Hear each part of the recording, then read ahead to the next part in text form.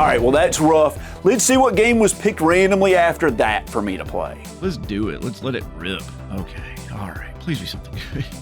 I always say that. Ninja Hayate on the LD, the Taito LD game. I just covered this in a video. This is one of those Laserdisc games, man. Here it is, Ninja Hayate on the Taito LD game collection.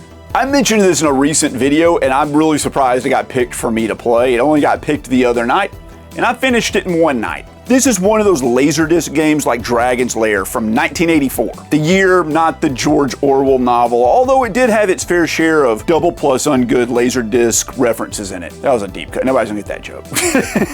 So you play as this wacky ninja, and you're breaking into a zany castle full of booby traps, monsters, enemies, and all sorts of crazy crap in an attempt to kidnap your girlfriend back from the way cooler demon dragon that has her chained up for no reason in his underground lair, okay? The cool dragon kidnapped the hot girl, chained her up in the basement for, I mean, what reason? Why would you put the thing you desire in the basement and then the dumber ninja comes to save her? I don't know. If I was her, I would have gone with the dragon.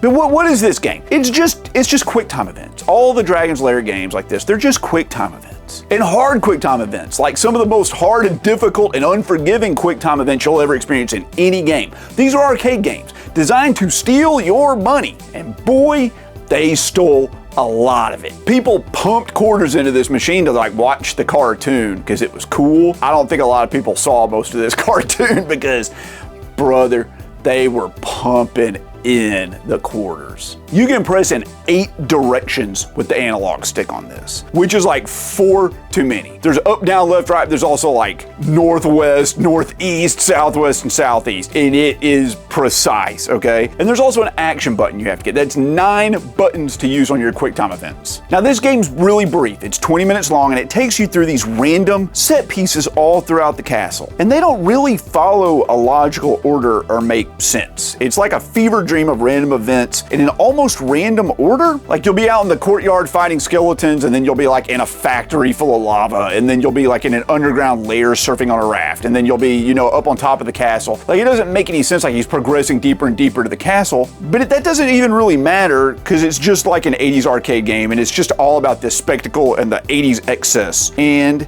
you know what? This game has plenty of that, and it's awesome. Or so I thought. Not that it's not awesome. It is awesome, but the randomness makes sense. See, there's actually a lot of different random scenarios in this game, and when you start it up, only a select few are picked for your run. So like maybe there's 20 in the game, but when you do your run, it might only pick like 10 of them. So there's some replay value there because you don't know what random order of events you're gonna get, and you don't know which events you're gonna get.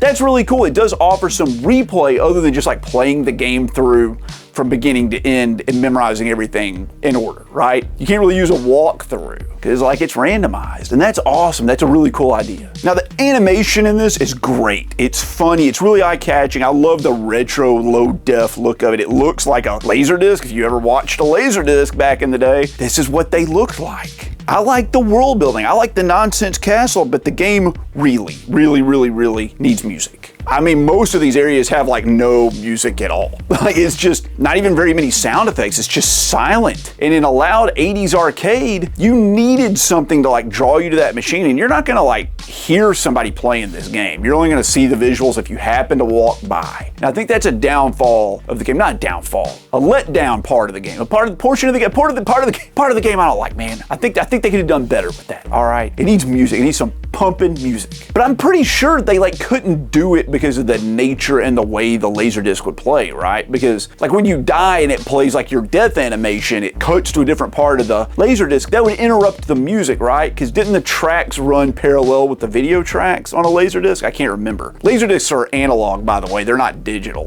They're like a record. They have like grooves in them, which is like crazy. But it must be just a limitation of the Laserdisc. I've never noticed that on any other Laserdisc games, but I can't remember either if they do that. Let me know down below if I'm like losing my mind, and that's the reason they didn't have music. Tell me it wasn't just because they were lazy. It's probably impossible, but I can wish, okay? I wish it had awesome music. Now this is a really fun 20-minute game that like teleported me back to the 80s. If you have nostalgia for these sort of Laserdisc games and you saw these in the arcade growing up, this is a great way to play it. It made me feel like I was there. The first time I played this game, I died about 1 trillion times before I made it through it. The second time, I died much less.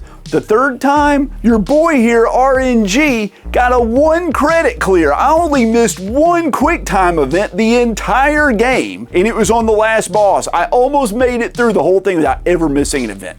I was so proud of myself for that. And it was really rewarding to do that. I had a good time that evening playing this. It only took me a couple of hours. But it was one of the most memorable experiences I've had playing any game so far this year. Ninja Hayate was a lot of fun. I'd give it like a 7 out of 10. It's not one of the better Laserdisc games out there, but it's a really good one. It's a lot of fun. It's definitely worth the couple of hours you'll get out of it.